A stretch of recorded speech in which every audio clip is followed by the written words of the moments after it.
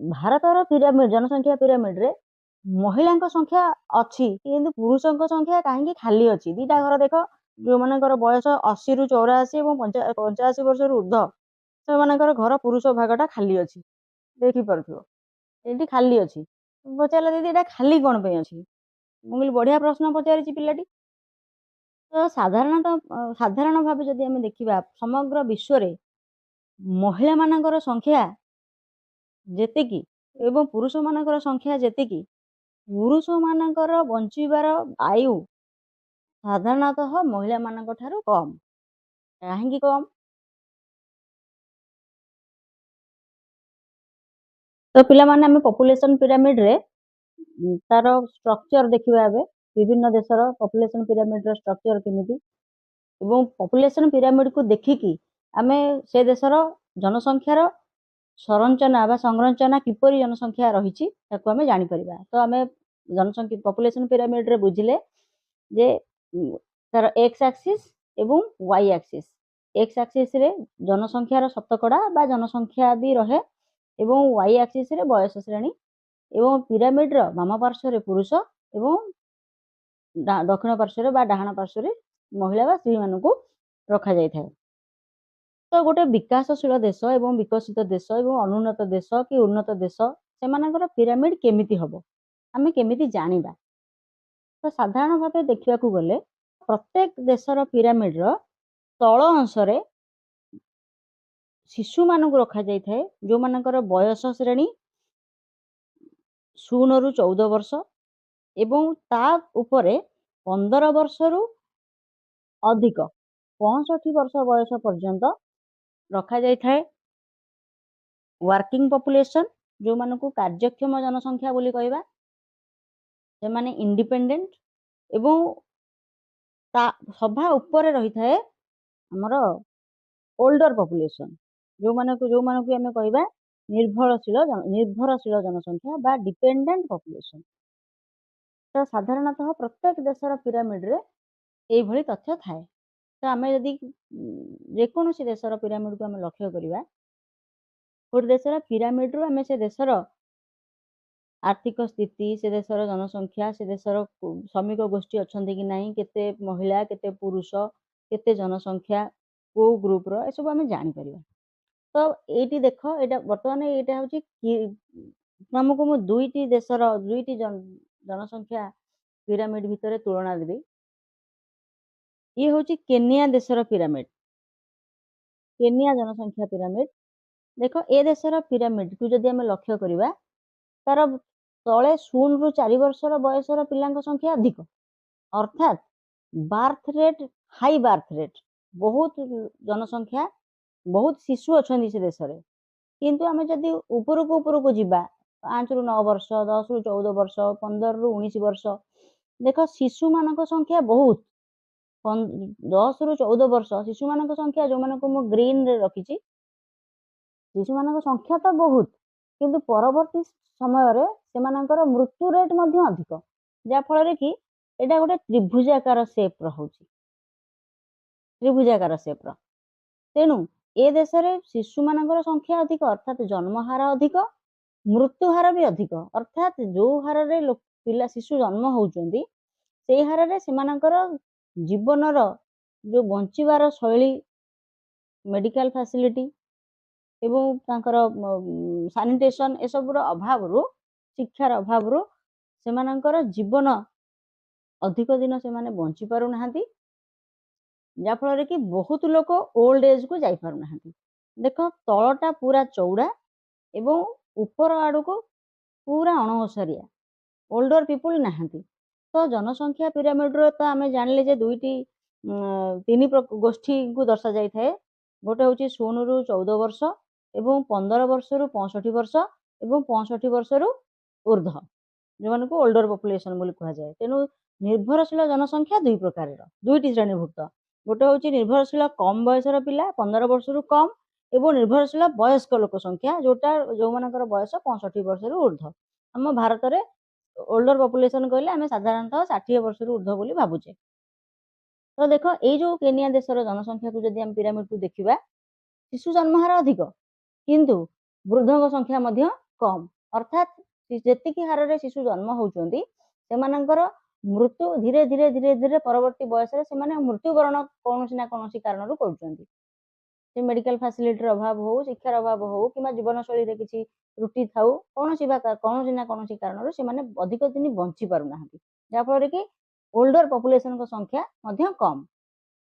एवं working population मध्य से अनुसार बहुत कम कार्यक्षम जनसंख्या मध्य कम अल्प कार्यक्षम जनसंख्या रे देखो गोटे व्यक्ति शिशु जन्म होबार बयस साधारणतः आमे जदि नॉर्मल देखिबा 24-25 वर्ष बयस रु जनकर जन्म गोटे महिला जन्म करिवार क्षमता 85 वर्ष पर्यंत यदि धरिबा ताले ए जनसंख्यार पॉपुलेशन जनसंख्या रो जन्म हार अधिक किंतु से अनुसार मृत्यु हार मध्य अधिक सेठी जदि एटा होची गोटे अनुन्नत देशर पिरामिड बोली आमे कहि परिबा काना ए देश रे पिरामिड ए देश रो पिरामिड रु जाना जाए जे एठी प्राप्त वयस्क संख्या कम शिशु मानक संख्या अधिक एवं वृद्धों संख्या मध्य आहुरी कम अर्थात शिशु मानकर संख्या ठारू प्राप्त वयस्क संख्या कमी जाए एवं ताठू कमी जाए वृद्ध मानकर संख्या तेणु गुड़ाए देश में शिशु मृत्यु हार बहुत कमी जाइए मेडिकल तेणु जनसंख्या पिरामिड जो शिशु मृत्यु हार कम हुए शिशु आउ मृत्युवरण करती तेणु तार निम्न अंशटा प्रशस्त निम्न अंशटा प्रशस्त किंतु एई देश आम जाना ये गोटे विकासशील आड़ को जापे ए देशर जनसंख्या भविष्य में बढ़ी पारे कहीं एमाने जदि कौनसी ना कौनसी कारण एम उत्तम शिक्षा स्वास्थ्य सुविधा सब जोगे दि जाता ताहले एमानकर पॉपुलेशन धीरे धीरे धीरे धीरे एमानकर जीवन शैली भल हम एवं एमानकर बंचार क्षमता अधिक दिन हम फल कि मिडिलटा कार्यक्षम जनसंख्याटा बढ़िबो एवं ओल्डर जनसंख्या धीरे धीरे बढ़िबो तेणु ए जनसंख्या आउ किछि वर्ष पर बदली जाई पारे सेठी जदि आमे भारतर जनसंख्या देखिबा तो तुम एठी भारतर जनसंख्या को देख एठी मु दुईटी देशर जनसंख्या को तुलनात्मक भाव नबा गोटे ये हूँ भारतर जनसंख्या पिरामिड ये हूँ जापान देशर जनसंख्यार पिरामिड जदि आमे भारतर जनसंख्या को नबा ये हूँ 1950 मसीहार जनसंख्या पिरामिड 1950 मसीहार देख 1950 मसीहा बेलू आम देश निम्न भाग एते शिशु भी नथिले किंतु प्राप्त वयस्क संख्या ठारू शिशुंकर संख्या अधिक थिला धीरे धीरे धीरे धीरे आमको जदि जिबा ओल्डर एज बेलू आहुरी कमी जाउथिले अर्थात जीवन शैली मेडिकल फैसिलिटी नथिबारु जीवन शैली रे किछिटा त्रुटि थिबारु लोक अधिक दिन बंची पारु नथिले शिशु मानकर संख्या जेतिकी ताठू धीरे धीरे धीरे धीरे प्राप्त वयस्क संख्या कमी कमी आसुला गोटे पिला क्लास रे पचारला कहला दीदी सबु देश रे देखो केनिया रे पुरुष स्त्री लास्ट बेलू को 65 किसी महिला किसी पुरुष अच्छा देख केनियार जनसंख्या को पिरामिड को जब देखा किसी महिला किसी पुरुष अच्छा 85 वर्ष बेलू को एवं जदि आम ये जदि भारतर जनसंख्या को देखा भारतर पॉपुलेशन पिरामिड को देखा चाइना यहाँ हूँ जापान पिरामिड जापान रे पुरुष महिला समान भाव में बंची किंतु ये जड़े पचारा पिला दीदी भारतर पिरामिड जनसंख्या पिरामिड रे महिला संख्या अच्छी किंतु पुरुषों संख्या कहीं खाली अच्छी दीटा घर देख जो मानकर बयस 80 रु 84 और 85 वर्ष ऊर्ध्व से घर पुरुष भागटा खाली अच्छी देखिपुर ये खाली अच्छी पचारा दीदी ये खाली कौन पे अच्छी मुझे बढ़िया प्रश्न पचारि पिलाटी तो साधारण भाव जदि आम देखा समग्र विश्व रे महिला मानकर संख्या जेतिकी एवं पुरुष मानकर संख्या जेतिकी पुरुष मानकर बंचीबार आयु साधारणतः महिला मानक ठारू कम कहीं कम ना साधारणतः स्त्री लोक मानक पाखरे आउ माने इम्यूनिटी पावरटा अधिक रोग प्रतिरोधक शक्तिटा स्त्री लोकों पाखरे अधिक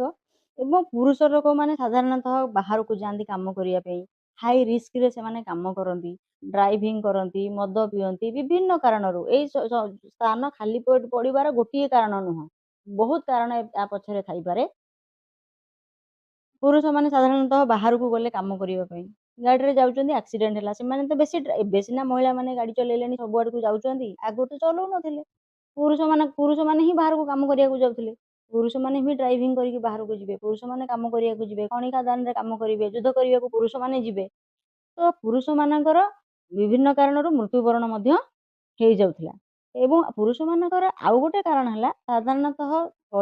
ବିଜ୍ଞାନ ଦୃଷ୍ଟିରୁ ପୁରୁଷମାନଙ୍କର ଗୁଣସୂତ୍ରରେ ଦୁଇଟି, ଗୋଟେ ଏକ୍ସ କ୍ରୋମୋଜୋମ୍ ଆଉ ଗୋଟେ ୱାଇ କ୍ରୋମୋଜୋମ୍ ଥାଏ ଏବଂ ମହିଳାମାନଙ୍କର ଗୁଣସୂତ୍ରରେ ଦୁଇଟି ଏକ୍ସ କ୍ରୋମୋଜୋମ୍ ଥାଏ। ଏଇଟା ଆମେ ବିଜ୍ଞାନରେ ପଢ଼ିଛେ। ତ ଏକ୍ସ କ୍ରୋମୋଜୋମ୍ର କାମ ହେଲା ସେ ରୋଗ ପ୍ରତିରୋଧକ ଶକ୍ତିକୁ ମଧ୍ୟ ବଢ଼େଇବ। ଯଦି କୌଣସି କାରଣରୁ ପୁରୁଷର ଗୋଟିଏ ଏକ୍ସ କ୍ରୋମୋଜୋମ୍ ନଷ୍ଟ ହେଇଗଲା ତାହେଲେ ତାର ରୋଗ ପ୍ରତିରୋଧକ ଶକ୍ତି କମିଗଲା। ଏବଂ ଯଦି କୌଣସି କାରଣରୁ ଗୋଟେ ମହିଳାଙ୍କର ଏକ୍ସ କ୍ରୋମୋଜୋମ୍ ଖରାପ ହେଇଗଲା ତାହେଲେ ଆଉ ଗୋଟିଏ ଏକ୍ସ କ୍ରୋମୋଜୋମ୍ ତାକୁ ବଞ୍ଚେଇ ରଖିବାରେ ସାହାଯ୍ୟ କରିବ। ଇଏ ଗୋଟେ ଫ୍ୟାକ୍ଟର, ଇଏ ଗୋଟେ କାରଣ। ଏବଂ ଯଦି ମହିଳାମାନଙ୍କ ପାଖରେ ଇଷ୍ଟ୍ରୋଜେନ୍ ନାମକ ଗୋଟେ ହର୍ମୋନ୍ ଥାଏ, ଯେଉଁ ହର୍ମୋନ୍ କି ତାକୁ ତା କୋଲେଷ୍ଟ୍ରଲ୍ ଲେବୁଲକୁ ସନ୍ତୁଳିତ କରିକି ରଖେ, ଯାହାଫଳରେ କି ମହିଳାମାନଙ୍କୁ ଶୀଘ୍ର ହାର୍ଟ ଆଟାକ୍ ହୁଏନି। ଏବଂ ପୁରୁଷମାନଙ୍କର ମୃତ୍ୟୁର ଆଉ କିଛି କାରଣ ମଧ୍ୟ ସେମାନଙ୍କର ଜୀବନଶୈଳୀ। ତେଣୁ ପୁରୁଷମାନେ ସ୍ତ୍ରୀଲୋକମାନଙ୍କ ଅପେକ୍ଷା ଟିକେ କମ୍ ଆୟୁ ବଞ୍ଚନ୍ତି। ତେଣୁ ଏଇ ଗ୍ରାଫକୁ ଯଦି ଆମେ ଦେଖିବା, ଏଇ ପିରାମିଡକୁ ଯଦି ଆମେ ଦେଖିବା, ତାହେଲେ ଆମେ ଜାଣିପାରିବା ଯେ ସ୍ତ୍ରୀମାନଙ୍କର ଆୟୁଷ ବେଶୀ ଏବଂ ପୁରୁଷମାନଙ୍କର ଆୟୁଷ ଟିକେ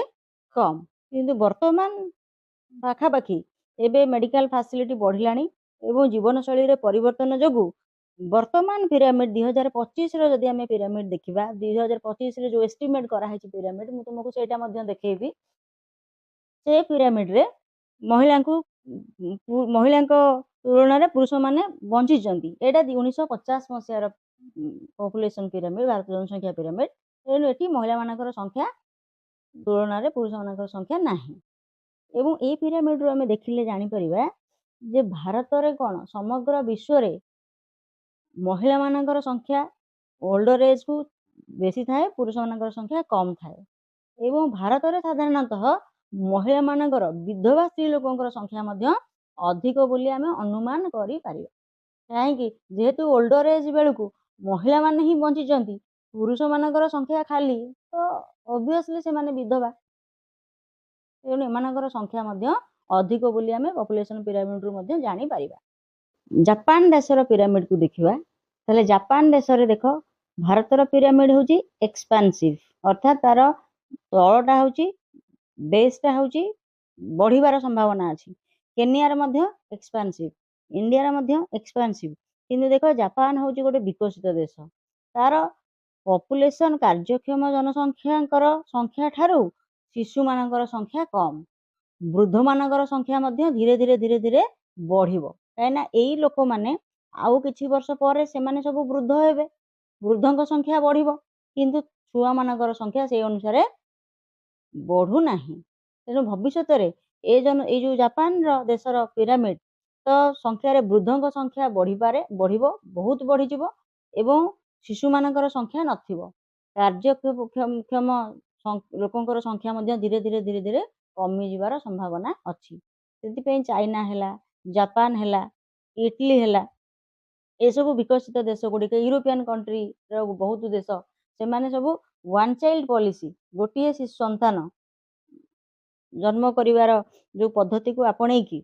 ଜନସଂଖ୍ୟା କମେଇବାରେ ସକ୍ଷମ ହେଇପାରିଛନ୍ତି ଏବଂ ବର୍ତ୍ତମାନ ଭୟ କରୁଛନ୍ତି ଯେ ଆମର ଜନସଂଖ୍ୟା ତ କମିଗଲା, କିନ୍ତୁ ବୃଦ୍ଧମାନଙ୍କ ସଂଖ୍ୟା ଦେଶରେ ବଢ଼ିଯିବ।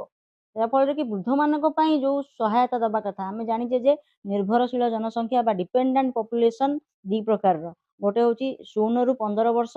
ବୟସରୁ କମ୍ ପିଲା, ଯେଉଁମାନଙ୍କ ପାଇଁ ଏକ୍ସଟ୍ରା କେୟାର ଦରକାର, ଏଜୁକେସନ୍ ଫାସିଲିଟି ଦରକାର, ହେଲ୍ଥ କେୟାର ଦରକାର। ଏବଂ ବୟସ୍କ ଲୋକଙ୍କର ସଂଖ୍ୟା, ଯେଉଁମାନଙ୍କର ବୟସ ୱାର୍ଲଡ ପପୁଲେସନ୍ ଅନୁସାରେ 65 ବର୍ଷରୁ ଉର୍ଦ୍ଧ୍ୱ, ଇଣ୍ଡିଆରେ ଏବେ ତାକୁ 60 ବର୍ଷ ମଧ୍ୟ ଆମେ ମାନିପାରିବା। ତ ସେମାନେ ମଧ୍ୟ ନିର୍ଭରଶୀଳ, ତାଙ୍କ ପାଇଁ ବି ଲେବର ଦରକାର, ତାଙ୍କୁ ଏକ୍ସଟ୍ରା କେୟାର ଦରକାର, ତାଙ୍କ ପାଇଁ ହେଲ୍ଥ ଫାସିଲିଟି ଦରକାର, ତାଙ୍କ ପାଇଁ ପେନସନ୍ ଦରକାର। ତେଣୁ ସେମାନଙ୍କୁ କେୟାର କରିବା ପାଇଁ ଆଉ ୟଙ୍ଗର ଜେନେରେସନ୍ ଯେମିତି ଛୁଆମାନଙ୍କୁ ସମ୍ଭାଳିବା ପାଇଁ ଆମେ ଦେଖିଲେ ଯେ ମୁଁ ମୋ ନାତି ନାତୁଣୀକୁ ଗପ କୁହେ। ଅଜା ଆଈ ଜେଜେବାପା ଜେଜେମା ଏମାନେ ଗପ କହିବେ। ଆଉ ୱାର୍କିଂ ପପୁଲେସନଙ୍କ ପାଖରେ ଗପ କହିବାକୁ ସମୟ ନାହିଁ। ତେଣୁ ବୁଢ଼ା ବୁଢ଼ୀଙ୍କର ଯତ୍ନ ନେବା ପାଇଁ ସାଧାରଣତଃ ପ୍ରାପ୍ତବୟସ୍କ ଲୋକମାନେ ହିଁ ନେଇପାରିବେ। ତେଣୁ ଯଦି ବୁଢ଼ା ବୁଢ଼ୀଙ୍କ ସଂଖ୍ୟା ବଢ଼ିଯିବ, ଶିଶୁମାନେ ହିଁ ନଥିବେ, ନା ଅଜା ଆଈ ଛୁଆମାନଙ୍କୁ ଗପ କହିବା ପାଇଁ ଛୁଆ ଥିବେ, ଆଉ ଏମାନଙ୍କୁ କେୟାର କରିବା ପାଇଁ ମଧ୍ୟ ଲୋକଙ୍କ ପାଖରେ ସମୟ ନଥିବ। ତେଣୁ ସେମାନେ ବର୍ତ୍ତମାନ ଚେଷ୍ଟା କରୁଛନ୍ତି ସେଠି ବେଶୀ ଓଲ୍ଡ ଏଜ୍ ହୋମ୍ ଖୋଲିବାକୁ ପଡ଼ିବ। ତେଣୁ ସେ ଦେଶମାନଙ୍କରେ ସେଥିପାଇଁ ବେଶୀ ଓଲ୍ଡ ଏଜ୍ ହୋମ୍, ଯେଉଁଟାକି ଆମ ଦେଶରେ ସେ ଅନ୍ୟ ଦେଶ ତୁଳନାରେ କମ୍ ଅଛି। ଭବିଷ୍ୟତରେ ହୁଏତ ସେ ସ୍ଥିତି ବଦଳି ଯାଇପାରେ। ତେଣୁ ଚାଇନା ହେଲା, ଜାପାନ ହେଲା, ଏମାନେ ବର୍ତ୍ତମାନ ୱାନ୍ ଚାଇଲ୍ଡ ପଲିସିକୁ କ୍ୟାନସେଲ କରିକି ଜନସଂଖ୍ୟା ବୃଦ୍ଧି କରିବାରେ ମଧ୍ୟ ଚେଷ୍ଟା କରିବାରେ ଲାଗି ପଡ଼ିଲେଣି। କାହିଁକିନା ସେମାନେ ମଧ୍ୟ ଚିନ୍ତା କରୁଛନ୍ତି ଯେ ଯଦି ଓଲ୍ଡର ପପୁଲେସନଙ୍କ ସଂଖ୍ୟା ଅଧିକ ହୁଏ, ତାଙ୍କର କେୟାର ନେବା ପାଇଁ ପ୍ରାପ୍ତବୟସ୍କଙ୍କ ସଂଖ୍ୟା ଧୀରେ ଧୀରେ କମ୍ ପଡ଼ିଯିବ। କାହିଁକିନା ଶିଶୁଙ୍କର ସଂଖ୍ୟା କମ୍ ହେଲେ ଅଟୋମେଟିକ୍ ପ୍ରାପ୍ତବୟସ୍କଙ୍କ ସଂଖ୍ୟା କମିଯିବ। ତ ଏଇ ଯେଉଁ ପପୁଲେସନ ପିରାମିଡ୍, ଇଏ ହେଉଛି ଶ୍ରିଙ୍କିଂ ପିରାମିଡ୍। ୟାର ଆକାର ବି ହାଇଭ୍ ଭଳିଆ।